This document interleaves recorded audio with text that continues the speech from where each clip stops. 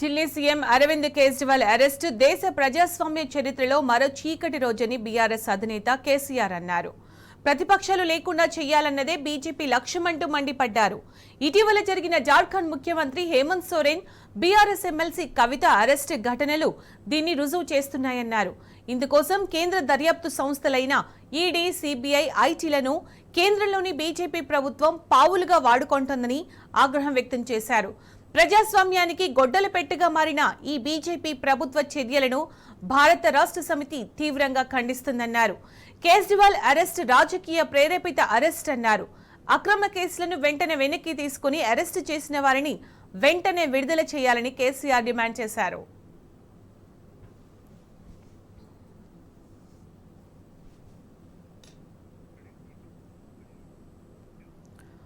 CM Revanth Reddy తీరును మాజీ మంత్రి హరీష్ రావు ఎండగట్టారు. మద్యం పాలసీ కేసులో కాంగ్రెస్ హైకమాండ్ ది ఓదారి, రేవంత్ ది మరోదారి అంటూ చురకలంటించారు. ఈడీ, సీబీఐ తీరుపై కాంగ్రెస్ జాతీయ నాయకులు ఖర్గే, రాహుల్ గాంధీ మాటలకు పూర్తి వ్యతిరేకంగా రేవంత్ రెడ్డి మాట్లాడుతున్నారని దుయ్యబట్టారు. రేవంత్ రెడ్డి బీజేపీకి బి టీం లీడర్ లాగా వ్యవహరిస్తున్నారు తప్ప జాతీయ కాంగ్రెస్ కు రాష్ట్ర ప్రతినిధిగా నడుచుకుంటున్నట్లు ఏ కోసాన కనిపించడం లేదన్నారు. ఖర్గే, రాహుల్ గాంధీ నాయకత్వంలో రేవంత్ రెడ్డి పనిచేయడం లేదన్నారు. కాంగ్రెస్ విధానాలకు వ్యతిరేకంగా బీజేపీకి, మోదీకి అనుకూలంగా ఆయన పనిచేస్తున్నాడని మరోసారి తేట తెల్లమైందని చిప్పులు చెరిగారు. తాను కాంగ్రెస్ లో ఉన్న విషయాన్ని కూడా మర్చిపోయి బీజేపీ తరఫున రేవంత్ వకాల్తా పుచ్చుకొని బీఆర్ఎస్ పై అసత్యాలు ప్రచారం చేస్తున్నారని హరీష్ రావు ఆగ్రహం వ్యక్తం చేశారు.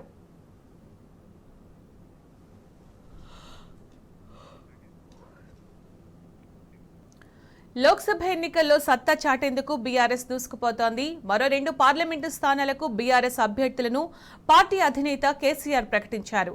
నాగర్ కర్నూలు ఎంపీ అభ్యర్థిగా మాజీ IPS RS Praveen Kumar, Medak MP అభ్యర్థిగా మాజీ ఐఏఎస్ పి వెంకటరామిరెడ్డిని బరిలో దించారు. వీరిద్దరూ సివిల్ సర్వెంట్స్ అధికారులుగా పనిచేసిన వారు కావడం విశేషం.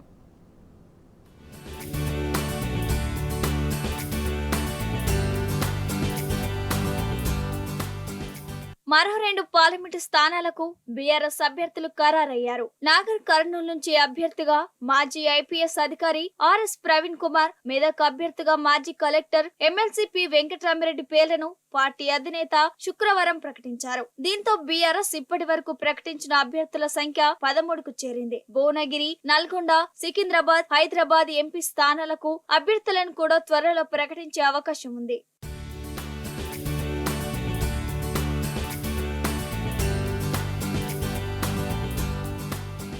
ఆదిలాబాద్ నుంచి ఆత్రం సక్కు, మల్కాజిగిరి నుంచి రాగిడి లక్ష్మారెడ్డి, ఖమ్మం నుంచి నామా నాగేశ్వరరావు, మహబూబాబాద్ నుంచి మాలత్ కవిత, కరీంనగర్ నుంచి బోయినపల్లి వినోద్ కుమార్, పెద్దపల్లి నుంచి కొప్పుల ఈశ్వర్, మహబూబానగర్ నుంచి మన్నె శ్రీనివాస్ రెడ్డి, చేవేళ్ల నుంచి కాసాని జ్ఞానేశ్వర్ ముదిరాజ్, వరంగల్ నుంచి కడియం కావ్య, జహీరాబాద్ నుంచి గాలి అనిల్ కుమార్, నిజామాబాద్ నుంచి బాజిరెడ్డి గోవర్ధన్ పోటీ చేయనున్నారు.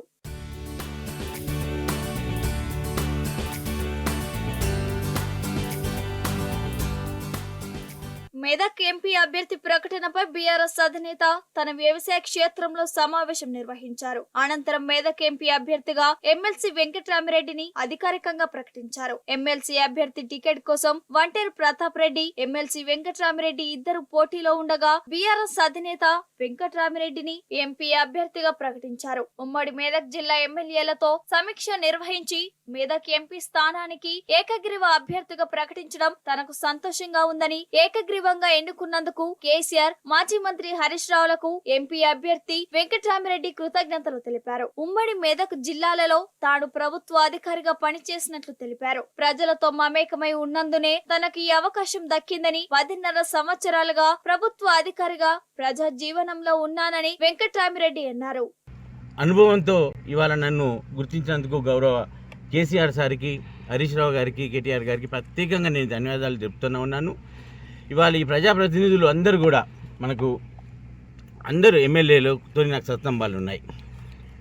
ప్రతి సర్పంచ్తోని, ప్రతి ఎంపీటీసీతోని, పార్టీ అధ్యక్షులతోని, జడ్పీటీసీలతోని, కుల పెద్దలతోని, మార్కెట్ కమిటీ చైర్మన్లతోని, ప్రతి లైబ్రరీ కమిటీ చైర్మన్లే కానివ్వండి, ఎవరైనా కానివ్వండి, అందరితో సంబంధాలు ఉన్నాయి. ఇవాళ ప్యాడీ ప్రొక్యూర్మెంట్ అయితేనేమి, రిజర్వాయర్ల నిర్మాణం అయితేనేమి, ప్రజా సమస్యలు పరిష్కార మార్గం అయితేనేమి, హరితహారం ప్రోగ్రాం ఎంపీగా పార్టీ నిర్ణయించి ప్రజలతో సత్సంబాలు ఉన్నాయి, ప్రజల దీవెనలు ఉన్నాయి. ప్రభుత్వ అధికారిగా సేవలు అందించారు, ప్రభుత్వ అధికారిగా సేవలను ప్రజలు గుర్తించారు అనే పెద్ద నమ్మకంతో ఇవాళ అభ్యర్థిగా ప్రకటించారు. ఒకటే జిల్లాలో పనిచేయడం, ఒక ఐఏఎస్ అధికారిగా దాదాపు 7 సంవత్సరాలు కంటిన్యూస్గా పనిచేయడం అనేది అరుదైన అవకాశం ఒక ప్రభుత్వ అధికారికి. మళ్ళీ అదే ప్రజలతోని మమేకమై ఇంకా కొన్ని సంవత్సరాలు వాళ్ళతో నేను రాజకీయ జీవితంలో కూడా ఉండే అవకాశం నాకు దక్కినందుకు ఇవాళ అందరికీ కూడా పేరు పేరున ధన్యవాదాలు చెప్తాం. తెలంగాణ రాష్ట్ర సాధన ఉద్యమంలో ఈ ప్రాంత బిడ్డలుగా వివిధ హోదాల్లో పనిచేసిన ఎంతో మంది ఉద్యమ నేత కేసీఆర్ తో నడిచారు. తెలంగాణ రాష్ట్ర సాధన ఉద్యమంలో తెలంగాణ పునర్నిర్మాణంలో కేసీఆర్ తో మమేకమై పనిచేశారు. మాజీ ఐపీఎస్ అధికారి ఆర్ఎస్ ప్రవీణ్ కుమార్ ఇటీవల బీఆర్ఎస్ లో చేరారు. అంతకుముందు మెదక్ జిల్లా కలెక్టర్ గా పనిచేసిన పి వెంకట్రామిరెడ్డి కూడా ఐఏఎస్ ఉద్యోగానికి రాజీనామా చేసి బీఆర్ఎస్ లో చేరగా ఆయనకు ఎమ్మెల్సీగా అవకాశం కల్పించారు. ఇప్పుడు వీరిద్దరికి ఎంపీ టికెట్లు ఇవ్వడం విశేషం.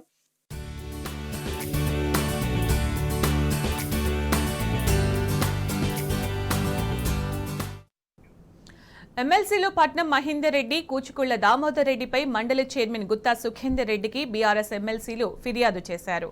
మహేందర్ రెడ్డి, దామోదర్ రెడ్డిపై అనర్హత వేటు వేయాలని విజ్ఞప్తి చేశారు. పార్టీ వ్యతిరేక కార్యకలాపాలకు పాల్పడిన 2 ఎమ్మెల్సీలను డిస్క్వాలిఫై చేయాలని కోరారు. క్రమశిక్షణ రాహిత్యంగా ఎవరు వ్యవహరించినా బీఆర్ఎస్ పార్టీ పరంగా చర్యలు తీసుకుంటామని ఎమ్మెల్సీ సేరి సుభాష్ రెడ్డి తెలిపారు. మండలి చైర్మన్ గుత్తాను కలిసిన వారిలో ఎమ్మెల్సీలు ప్రభాకర్ రావు, యాదవరెడ్డి, సేరి సుభాష్ రెడ్డి తదితరులున్నారు. ఇవాళ మేము ముగ్గురం కలిసి మన చైర్మన్ గుత్తా సుఖేందర్ రెడ్డి గారిని కోరినాము. వారు విధి విధానాలు పరిశీలించి దాని మీద తగు చర్య తీసుకుంటామని కూడా చెప్పడం జరిగింది. అలాగే ఈ మధ్య కూడా ఖచ్చితంగా పార్టీ ఖచ్చితమైన క్రమశిక్షణతోటి గట్టిగా ఉంటాం. ఎవరైనా సరే ఇట్లా పోతున్నాం అవి ఇవన్నీ ఎవరైనా చేస్తే కూడా అట్లాంటి వ్యక్తులకు కూడా ముందు ఇదే విధంగా ఖచ్చితంగా క్రమశిక్షణ రాహిత్యాన్ని ఎట్టి పరిస్థితుల్లోనూ కూడా సహించేది లేదని ఈ సందర్భంగా మీ అందరికీ తెలియజేస్తున్నాను.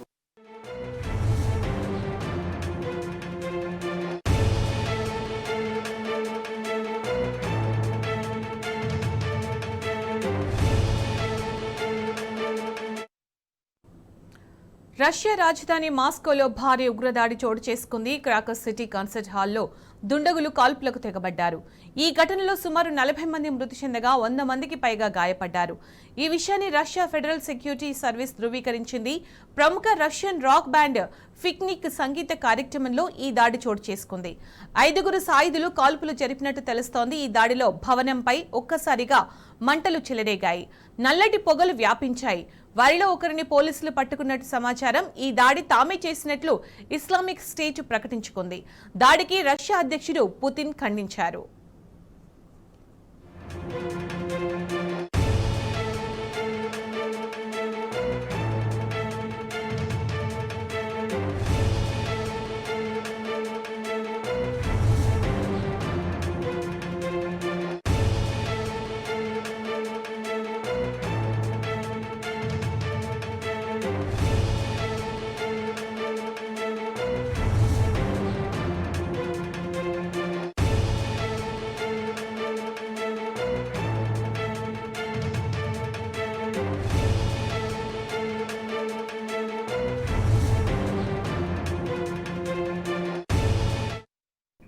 కాంగ్రెస్ పార్టీలో ఎంపీ టికెట్ల కేటాయింపు చిచ్చు రేపుతోంది. పారాచూట్ నేతలకు టికెట్లు దక్కడంపై పలువురు నేతలు అసంతృప్తి వ్యక్తం చేస్తున్నారు. కాంగ్రెస్ పార్టీని నమ్ముకున్న వారిని కాదని డబ్బులున్న వారికి టికెట్ కేటాయించడాన్ని తప్పుబడుతున్నారు.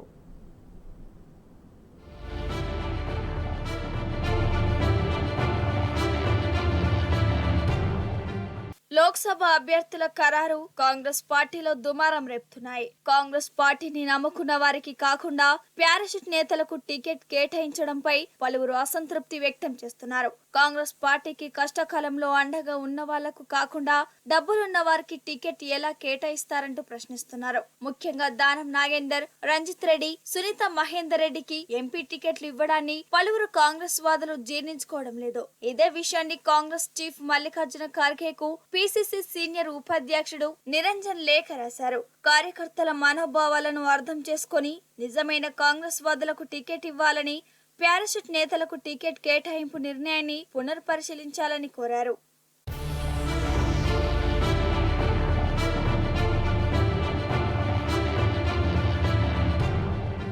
కాంగ్రెస్ లో ముందు నుండి పనిచేస్తున్న ఎంతో మంది తమకు అవకాశాలు వస్తాయని భావిస్తున్నా ఆశలు అడియాశలవుతున్నాయి. కొంతమంది పార్టీలోకి ఇలా వచ్చి అలా టికెట్లు పదవులు పొందుతుండటాన్ని నేతలు తప్పుపడుతున్నారు. కాంగ్రెస్ అధిష్టానం జోక్యం చేసుకుని కాంగ్రెస్ వాదులకు పదవులు దక్కేలా చూడాలన్నది నేతల వాదన.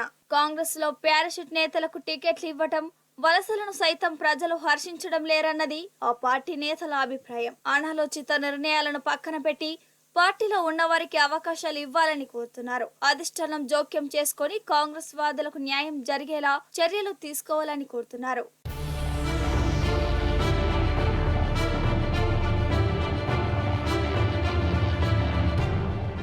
మరి హైకమాండ్ ఇన్వాల్వ్ అయి అసలైన కాంగ్రెస్ వాదులకు అండగా ఉంటుందో లేక వలసలను ప్రోత్సహించి పార్టీకి మొత్తానికి మోసం తెచ్చుకుంటుందో చూడాలి.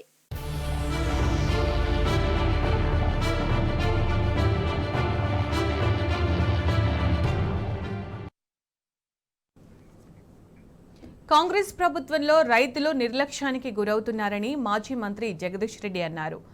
రేవంత్ రెడ్డి అధికారంలోకి వచ్చిన అతి తక్కువ కాలంలోనే రాష్ట్రం ఎడారిలా కనిపిస్తుందని ఫైర్ అయ్యారు. రైతులకు సకాలంలో కరెంటు, నీళ్లు అందించడంలో ప్రభుత్వం విఫలమవుతుందని దుయ్యబట్టారు. ఉమ్మడి నల్లగొండ జిల్లాలో ఎక్కడ పర్యటించినా రైతుల గోసలే కనిపిస్తున్నాయని మండిపడ్డారు. నల్లగొండ జిల్లా వ్యాప్తంగా వెంటనే మంత్రులు కోమటిరెడ్డి, ఉత్తమ్ కుమార్ రెడ్డి రివ్యూ నిర్వహించి కరువుకు అల్లాడుతున్న రైతులకు భరోసా ఇవ్వాలని జగదీష్ రెడ్డి డిమాండ్ చేశారు.